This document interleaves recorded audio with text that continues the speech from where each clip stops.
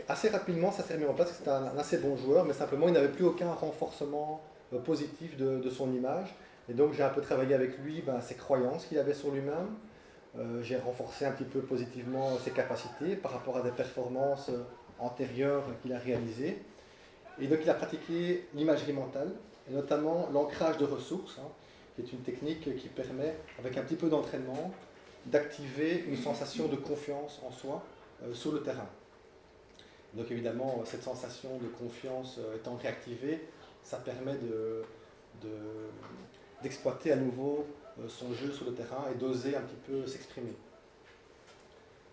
J'ai aussi utilisé un exercice d'activation de la confiance par visualisation, puis anticiper le match. Donc ça, c'est un exercice assez classique, où simplement on replonge le joueur dans un match où il a été très performant, où il s'est senti en confiance. Et ça permet en fait à la fois de réactiver une sensation de confiance en soi, mais ça permet aussi de réactiver certains schémas de jeu qu'il n'avait plus osé faire par le passé. Donc ça réactive tout ça dans le cerveau, et ça réactive aussi le lien avec les muscles.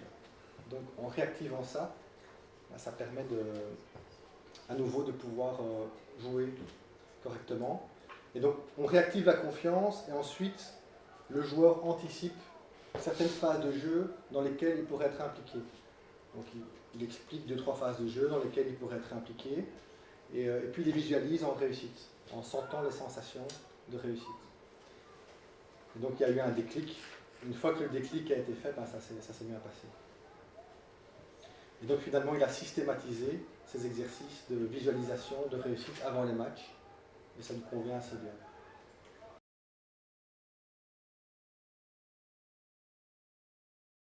Alors un exemple en équipe de football où il y avait une perte de cohésion dans l'équipe et des joueurs fragilisés.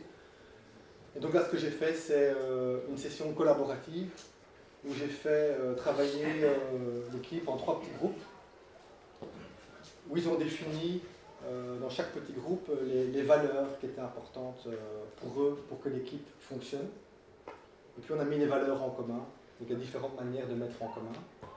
Et pour finir, on arrive à une liste de valeurs de l'équipe auxquelles les joueurs s'engagent à appliquer, puis on en reparle dans les séances après.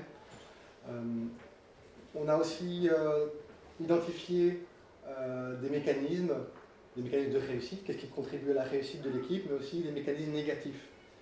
On a recherché des solutions sur le terrain, donc par exemple plus s'encourager, plus être positif, ne pas engueuler quelqu'un quand il y a un but. Donc rechercher des solutions ensemble, et ensuite ils ont appliqué ça en imagerie mentale. C'est-à-dire qu'ils ont appliqué les solutions, les ont visualisées pour mieux les concrétiser. Évidemment, ça s'est fait en collaboration avec l'entraîneur. On peut aussi, au niveau des joueurs, leur faire visualiser les consignes de l'entraîneur. Donc l'entraîneur donne des consignes de jeu, par exemple, et les joueurs peuvent visualiser les consignes.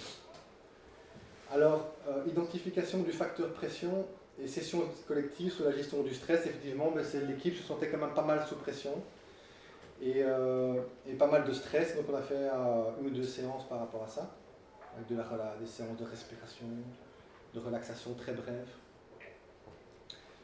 et un petit peu d'entretien individuel pour certains joueurs. Ouais, on travaille à la fois en équipe et en individuel.